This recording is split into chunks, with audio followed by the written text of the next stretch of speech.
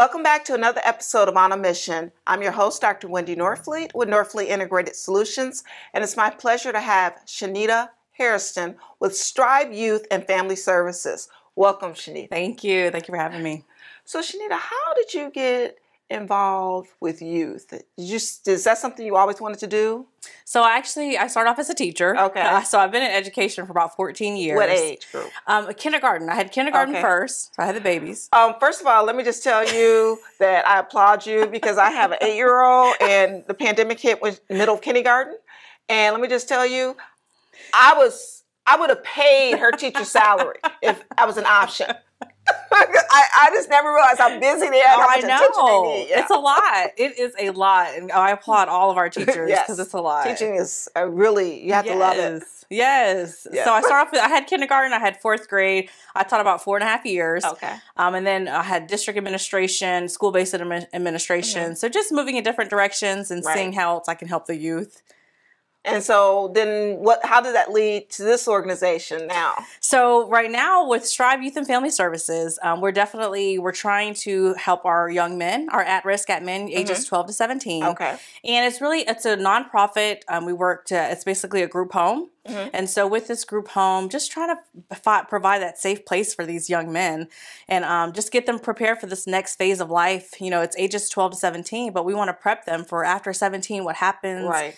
Giving them those life skills, providing any therapies that they may need. So really prepping them for that. Well, that's great. So how many, are they in cohorts or do they come and go? How does that work? So the plan is to have up to 6 young men inside of the house. Okay. And so right now we're working with DCF and working with our different agencies, Family Support Services. And just working with these different agencies to get the young men. Right now we're getting our building up to code and all that fun stuff with permits. Ooh, yes. So once we get that up to code and get the permits and get our official license, then we'll be opening up the home for the young men.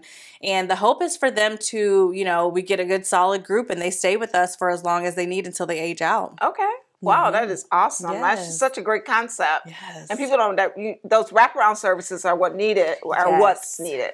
Absolutely. And my husband actually works with North Florida Behavior Consultants and seeing the work that he does with all kind of youth, it's just needed that with mental health, like you said, with wraparound, they just need so much for us to be pouring into them. So we just want to be a part of that. Wow, I just really applaud you. Thank you. So if someone wants to know more about this and kind of keep, track of what you're doing and where you're at or make a donation. Yes, I'm sure you can always donations. How do they do that? So definitely find us on LinkedIn. Okay. My name is Shanita Hairston. If you look me up on LinkedIn, we have a website that it'll point you to. And yes, we always need donations. Just getting the boys prepared, their basic needs met. Of course, simple things like bedding and bath things. But of course, they're going to need all kind of things. But the LinkedIn page will definitely link you to our website.